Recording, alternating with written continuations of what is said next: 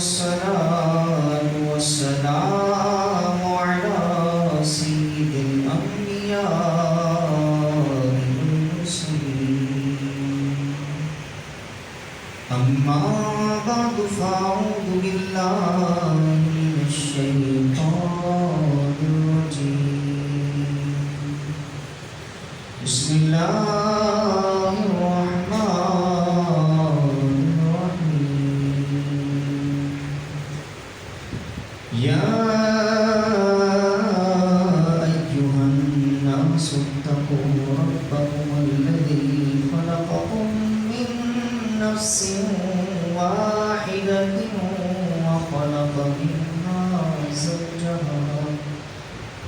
وخلق منها زوجها وبث منهما رجالا كثيرا ونساء. آمنت بالله صدق الله العظيم. إن الله وملائكته يصلون على النبي. يا أيها الذين آمنوا صلوا عليه وسلموا تسليما. الصلاة والسلام عليك يا رسول الله. الصلاة والسلام عليك يا حبيب الله. الصلاة والسلام عليك يا نبي الله وعلى آلك وصحابك يا نور الله.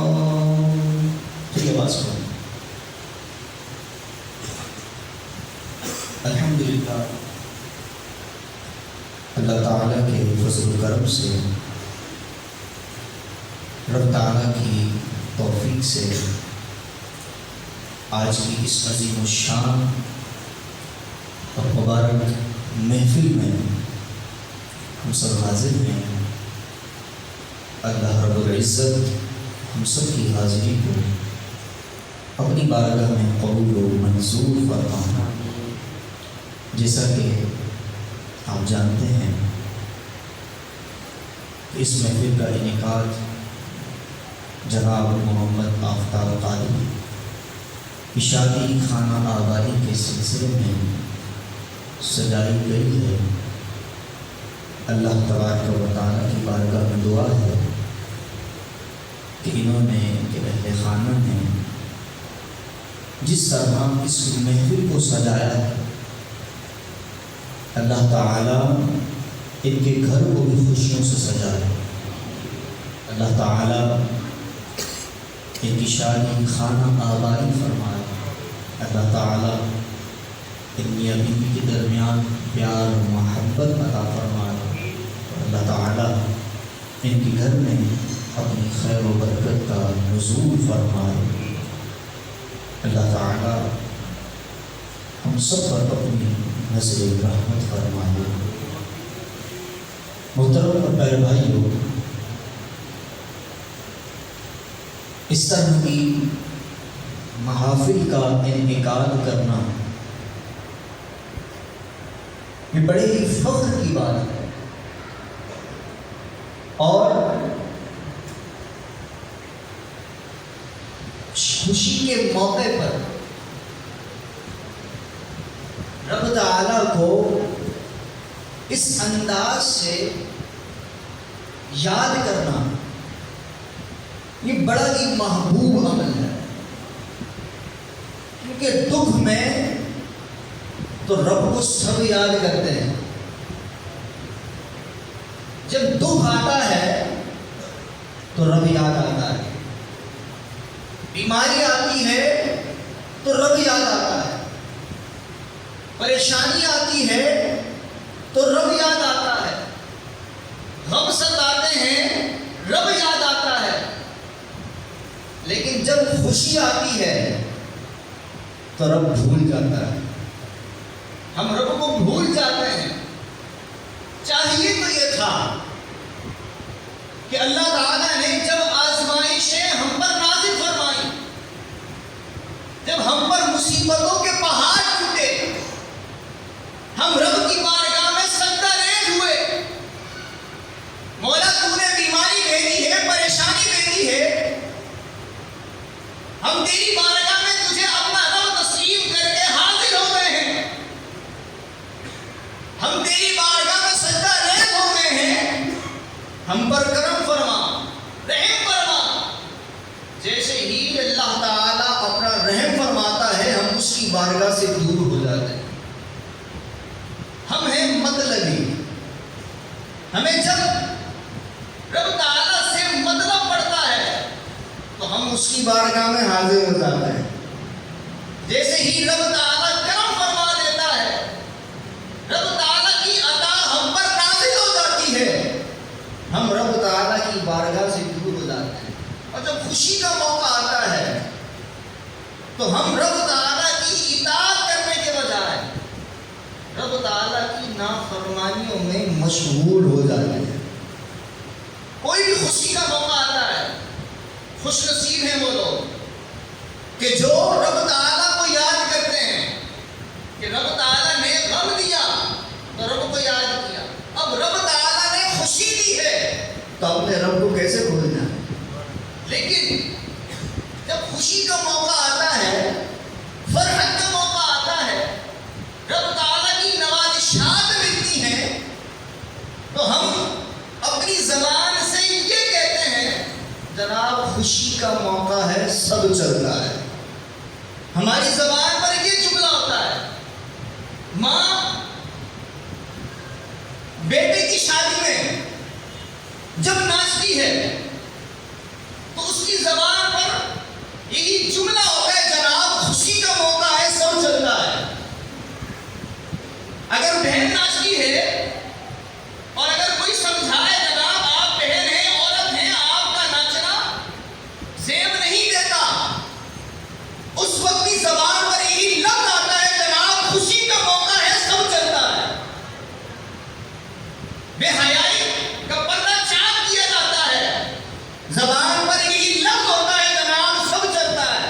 خوشی کا موقع ہے، خوشی میں سب جائز ہے، خوشی میں سب جائز ہے، خوشی میں کوئی رکاوٹ نہیں ہے، کچھ بھی کرنا ہے کر لو کیونکہ خوشی کا موقع ہے، خوشی میں سب جائز ہے۔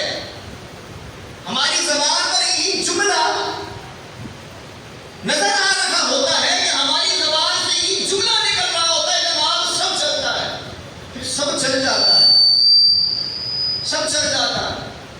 باہر سے کسی کو ناچنے کے لیے بلانا نہیں پڑتا، ہمارے گھر میں یہ سہولت موجود ہوتی ہے، ہمارے خاندان میں یہ سہولت دستیاب ہوتی ہے، اور مزید آگے بھی بڑھ جائے شرابی بھی پی جاتی ہے۔ ایک نمازی نے آ کر بتایا کہ اس کے بیٹے کی شادی میں، سنیے گا لوگ، اس کے بیٹے کی شادی میں 5 لاکھ کی شراب پلائی گئی، 5 لاکھ کی شراب پلائی گئی، سب چلتا ہے، خوشی کا موقع ہے نا، ناچنا ہو سب چلتا ہے، شراب پینی ہو سب چلتا ہے، خوشی کا موقع ہے۔ پھر جب دلہن گھر آ جاتی ہے، اللہ تعالیٰ کو ناراض کرنے کے بعد یہ بہو گھر آتی ہے، پھر جب اپنے ساس سسر کو نہ جاتی ہے تو بہو بھی یہی کہتی ہے سب چلتا ہے۔ اگر بیٹا نہ چاہے، بیٹا بیوی کے اشاروں پر ناچ رہا ہو، پھر بیٹے کو والد سمجھائے بیٹا کیا ہو گیا ہے، بیٹا بھی یہی جواب دے گا ابا سب چلتا ہے۔ ابا کو یہی جواب ملے گا، بیٹا یہی جواب دے گا ابا سب چلتا ہے۔ اور اگر خوش نصیبی سے بہو بھی نیک ملی، بیٹا بھی نیک ملا، دونوں نیک ہیں، لیکن جب پوتا پوتی ہاتھ میں آتے ہیں، اللہ تعالیٰ دادا بنا دیتا ہے، ان میاں بیوی کو ماں باپ بنا دیتا ہے، پھر اولاد جب بڑی ہوتی ہے، اولاد کی طرف جب نظر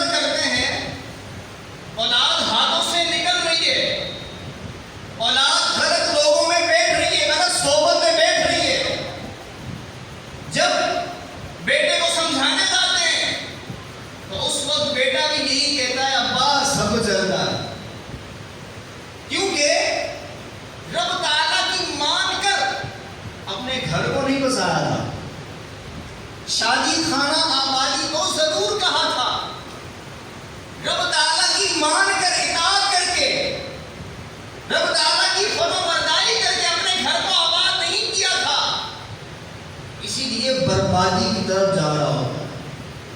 جو گھر کی رونق ہوتی ہے، گھر کا چراغ ہوتی ہے، اولاد گھر کا چراغ ہے۔ جس گھر میں اولاد نہیں وہ گھر سونا سونا لگتا ہے، وہ گھر کاٹنے کو توڑتا ہے۔ لیکن یہی اولاد جب ناک میں دم کرتی ہے اور اولاد کو سمجھانے جاتے ہیں، پھر اپنا ماضی یاد آتا ہے کہ رب تعالیٰ کی مان کر، رب تعالیٰ کی اطاعت کر کے اپنے گھر کو نہیں بسایا تھا، اب میری اولاد میری کیسے مانے؟ میں نے اپنے گھر کو بساتے وقت رب تعالیٰ کی اطاعت نہ کی تو میری اولاد میری اطاعت کہاں سے کرے؟ کیونکہ جیسی کرنی ویسی بھرنی، یہ محاورہ لوگوں کی زبان پر جاری و ساری رہتا ہے، جیسی کرنی ویسی بھرنی۔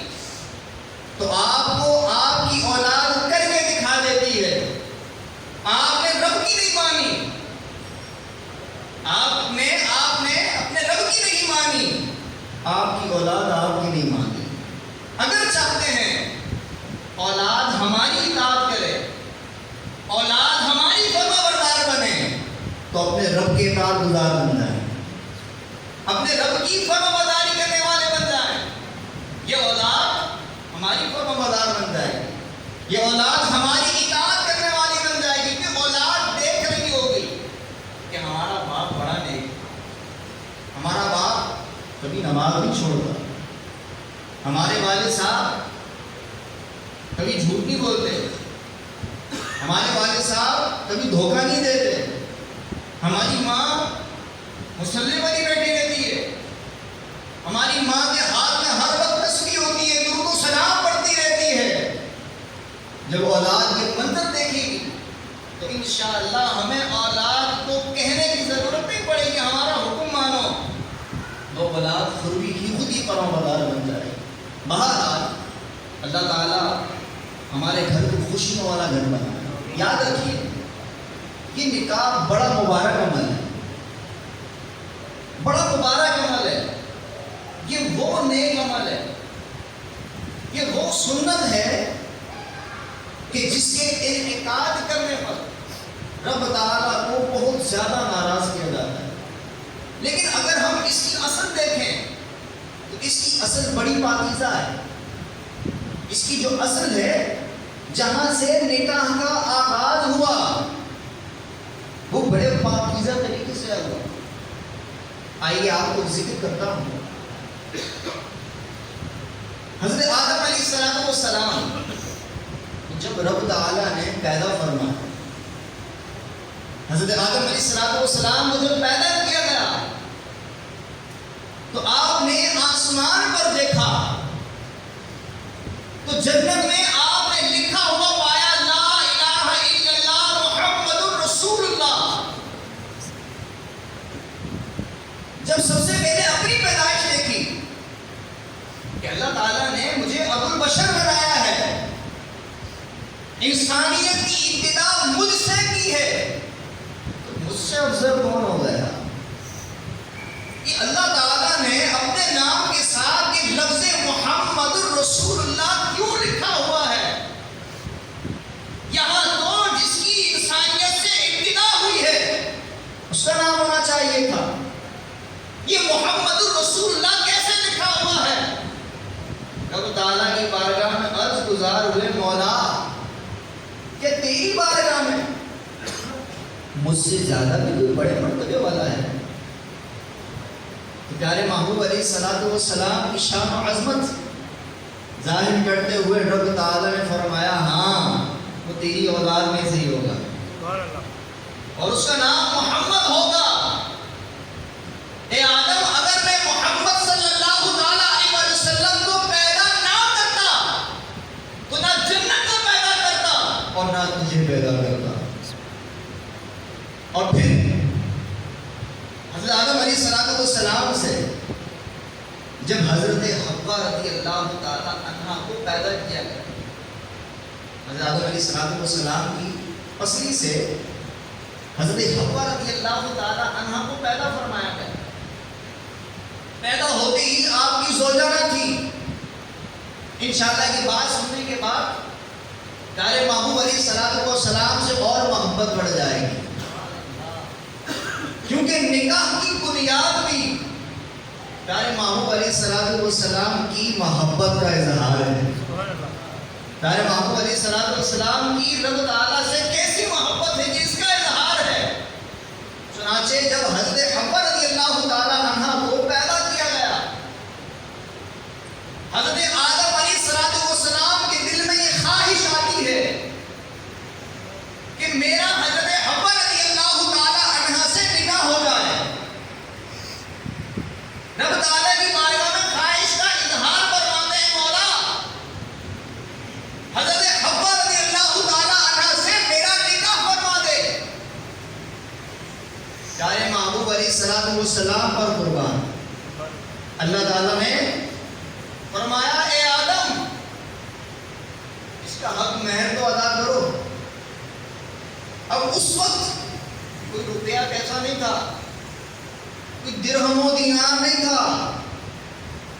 مہر کیا بنا؟ حضرت آدم علیہ السلام کے بعد ایسی کیا چیز تھی جو مہر کے طور پر دیتے، اور آپ کا نکاح حضرت حوا رضی اللہ تعالی عنہ کے ساتھ ہو جاتا. حضرت آدم علیہ السلام کے بعد ایسی کیا چیز تھی؟ کچھ نہ تھا. تو پھر کیا چیز مہر بنی؟ رب تعالیٰ نے ارشاد فرمایا اے آدم جس کا نام دیکھا تھا نا، جس کا نام دیکھا تھا اس کی ذات پر 10 مرتبہ درود پاک پڑھ، یہ تیرا مہر بن جائے گا اور حضرت حوا رضی اللہ تعالی عنہ تیری بیوی بن جائیں گی. حضرت حوا رضی اللہ تعالی عنہ کا جو مہر بنا وہ پیارے محبوب علیہ السلام پر درود پاک بنا.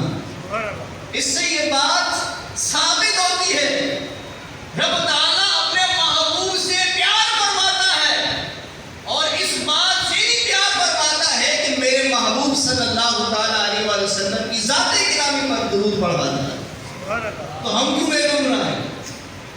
جب اللہ تعالیٰ درود سے اتنا پیار فرماتا ہے کہ حضرت آدم علیہ السلام کا مہر درود پاک بنا دیا. آج نہیں بن سکتا، آج کوئی مہر کے طور پر، حق مہر کے طور پر درود پاک نہیں دے سکتا، لیکن پیارے محبوب علیہ السلام کی ذات گرامی پر درود پاک ضرور پڑھ سکتا. تو ہم کیوں نہ پیارے محبوب علیہ السلام کی ذات گرامی پر درود پاک پڑھیں؟ پڑھو مل کر درود پاک پڑھیے. صلو علی الحبیب اللہم صلی علی سیدنا مولانا محمد مالک الجود والکرم وآلہ وسلم. تو نکاح، شادی، یہ شادی ہوئی. اب بتائیے اس شادی میں کون سا ڈھول بجا؟ اس شادی میں کون سا ناچ کیا گیا؟ اس شادی میں کون سا بےہودہ کام کیا گیا؟ اس شادی میں کون سا بے حیائی والا کام کیا گیا؟ رب تعالیٰ کی اطاعت کے ساتھ اس نکاح کے رشتے کو قائم کیا گیا. میاں بیوی کا رشتہ طے پایا. اللہ تعالیٰ نے کیسی برکت عطا فرمائی کہ آج تک انسان کی نسل چل رہی ہے، آج تک انسان کی نسل چل رہی ہے، اور تا قیامت انسان کی نسل چلتی ہی رہے. تو ہمیں نکاح کی بنیاد، اپنی شادیوں کا انعقاد اللہ تعالیٰ کی اطاعت کے ساتھ کرنا چاہیے، اللہ تعالیٰ کی نافرمانی کے ساتھ نہیں کرنا چاہیے. اور دوسری بات، نکاح کے انعقاد کے وقت، شادی کی تلاش کے وقت، چاہے وہ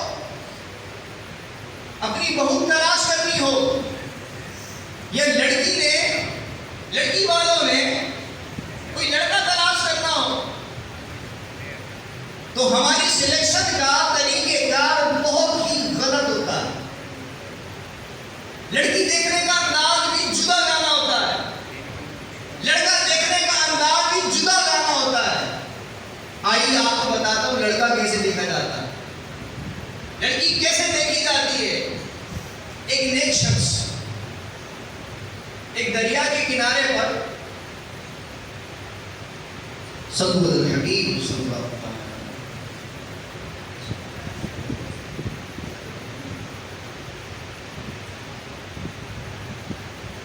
ایک لڑکا نوجوان متقی و پرہیزگار ایک دریا کے کنارے پر جا رہا ہوتا ہے. اسے ایک سیب نظر آتا ہے.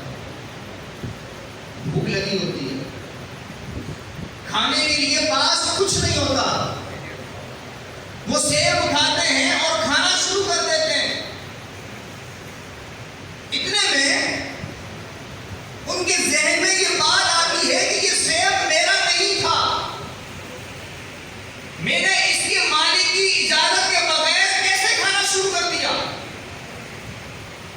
لہذا اس نہر کے کنارے چلتے گئے کہ ہو سکتا ہے کہ کوئی پھلدار درخت اس نہر کے کنارے پر ہو اور وہ سیب گر کر اس نہر کے کنارے چلتا ہوا آ رہا ہو. لہذا مجھے اس نہر کے پیچھے جانا چاہیے.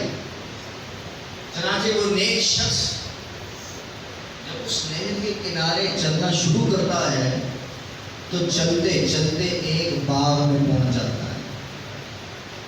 باغ میں پہنچنے کے بعد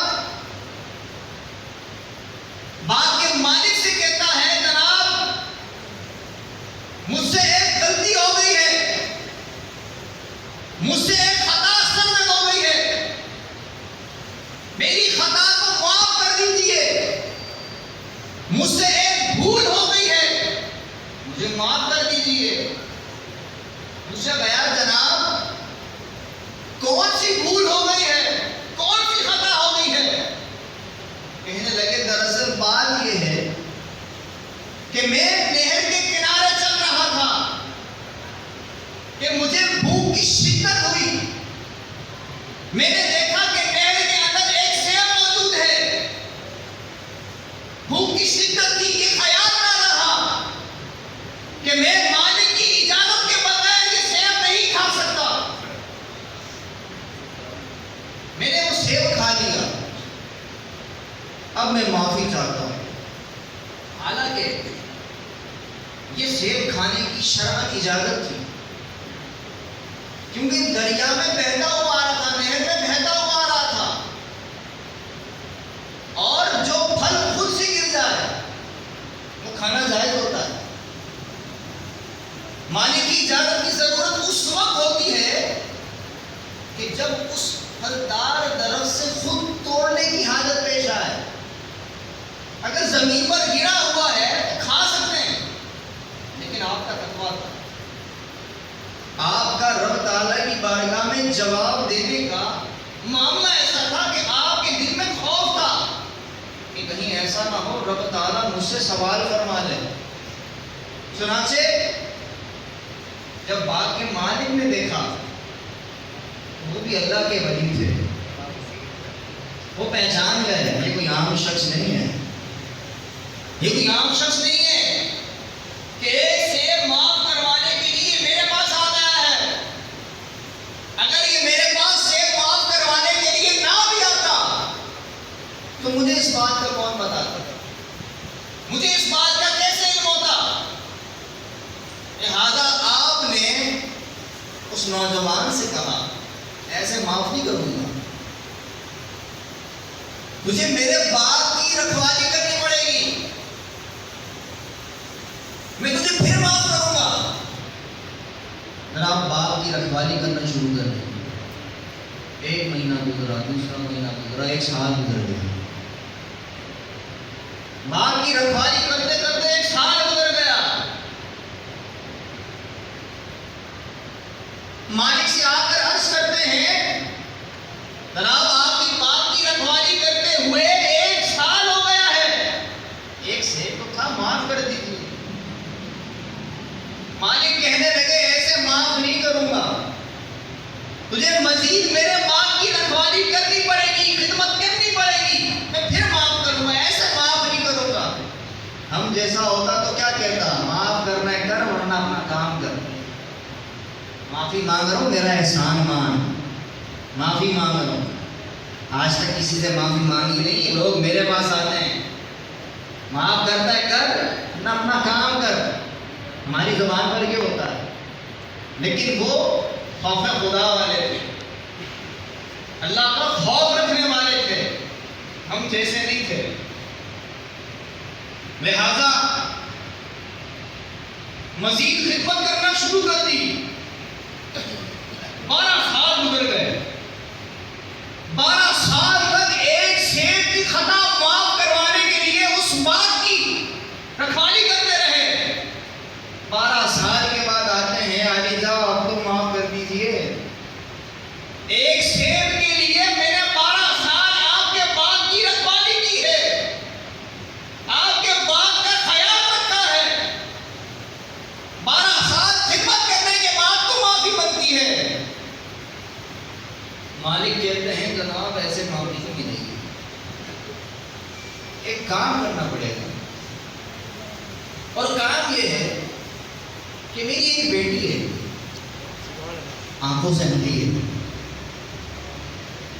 زبان سے گونگی ہے, توجہ کے ساتھ سنیے, زبان سے گونگی ہے, کانوں سے بھیڑی ہے, ہاتھ کام نہیں کرتے اس کے, پاؤں سے لنگڑی ہے. ایسی لڑکی سے شادی کرنا ہوگی. ہم جیسا ہو تو ہمیں تو حور بنی چاہیے. ہمارے گھر والے بھی جب لڑکی دیکھنے کے لیے جاتے ہیں جناب تھوڑا سا دام چوڑا چڑھا تھا, ہم لڑکی ریجیکٹ کر کے آ جاتے ہیں. جیسے کہ ہم قربانی کا جانور دیکھنے گئے, اس کے دانت چیک کیے, مطلب کہ نہیں تھے, نہیں بھائی قربانی نہیں ہو سکتی, یہ ہمارے گھر میں آگے قربان نہیں ہو سکتی. لڑکی ریجیکٹ. جناب لڑکی کا قد لڑکے سے تھوڑا چھوٹا ہے, نہیں چلے گا. جناب لڑکی کا قد لڑکے سے بڑا ہے, میرا بیٹا تو اس کا بیٹا لگے گا, تو بھائی کیا لگیں گے. لڑکی ریجیکٹ. اگر لڑکی بیچاری نکل آیا غریب کو پورا بات, نہیں بھائی میرے بیٹے کو جہیز کہاں سے ملے گا, میرا بیٹا جہیز کہاں سے حاصل کرے گا. لڑکی ریجیکٹ. یہ ہماری سلیکشن ہے. ہم ایسا رشتہ تلاش کرتے ہیں, لیکن جو اللہ والے ہیں وہ کیسا رشتہ تلاش کرتے ہیں. جناب یہ ساری تفصیل بتانے کے بعد آپ منع کر سکتے تھے, نہیں بھائی میں خود نوجوان ہوں, خود حسین و جمیل ہوں, مجھے تو خوبصورت لڑکی چاہیے. آپ تو اندھی دے رہے ہو, گونگی دے رہے ہو, بیڑی دے رہے ہو, لنگڑی دے رہے ہو, ایسا کیسے ہو سکتا ہے. اتنی بڑی سزا منع کر سکتے تھے, لیکن یہی بات ذہن میں تھی. رب کو کیا جواب دوں, یہی بات ذہن میں تھی. منظور کر لیتے ہیں, ذرا منظور ہے, بس آپ معاف کر دیں. چنانچہ نکاح ہوتا ہے. نکاح ہونے کے بعد جب وہ نوجوان اپنے کمرے میں داخل ہوتا ہے, دیکھتا ہے کہ حور بیٹھی ہے, سبحان اللہ, بڑی ہی حسین و جمیل خوبصورت لڑکی بیٹھی ہوئی ہے. فوراً کمرے سے باہر آ گئے, فوراً کمرے سے باہر آ گئے. کہنے لگے بھائی یہ آپ نے مجھے کس کمرے میں بھیج دیا, وہاں تو بڑی حسین و جمیل اور خوبصورت لڑکی بیٹھی ہوئی ہے. مجھے تو آپ نے بتایا تھا کہ میری بیٹی آنکھوں سے اندھی ہے, کانوں سے بہری ہے, گونگی ہے, بول نہیں سکتی ہے, لیکن وہاں تو حسین و جمیل ہے, خوبصورت لڑکی ہے. تو لڑکی کا والد کہتا ہے بیٹا گھبراؤ مت, وہی تمہاری بیوی ہے. بولا نہیں میری بیوی نہیں ہو سکتی. پھر آپ سمجھاتے ہیں جناب دیکھو میں نے تمہیں کہا کہ وہ آنکھوں سے اندھی ہے, وہ اس طرح اندھی ہے کہ آج تک میری بیٹی نے کسی غیر مرد کو نہیں دیکھا. آج تک میری بیٹی نے کسی غیر مرد کو نہیں دیکھا، اس طرح ہم حسین دیے. اور سن، زبان سے گونگی اس طرح ہے، میری بیٹی نے عورتوں کی طرح، عام عورتوں کی طرح لگائی بجھائی نہیں کی. میری بیٹی چغل خوری سے پاک ہے، میری بیٹی چغل خوری سے پاک ہے. میری بیٹی کی زبان سے جب بھی نکلتا ہے یا تو رب کا ذکر نکلتا ہے یا رب کے محبوب کا ذکر نکلتا ہے. سبحان اللہ. میری بیٹی اس طرح زبان سے گونگی ہے اور کانوں سے بہری اس طرح ہے جس طرح دوسری عورتیں کان لگا لگا کر سنتی ہے پڑوس میں کیا چل رہا ہے، سکون ہے یا نہیں ہے. کچھ نیا سننے کو مل نہیں رہا آج کل. پڑوس والی کے برتن نہیں بج رہے، کچھ چٹ پٹی نیوز نہیں مل رہی کہ جس کو سن کر میں محلے میں جا کر آگ لگا دوں اور فوراً سے پڑوسن کے پاس جاؤں. سنا تم نے؟ تجھے پتا چلا؟ میری بیٹی ایسی نہیں ہے، میری بیٹی کو اس بات سے غرض ہی نہیں ہے، اس نے کبھی کسی کی غیبت نہیں سنی. اس طرح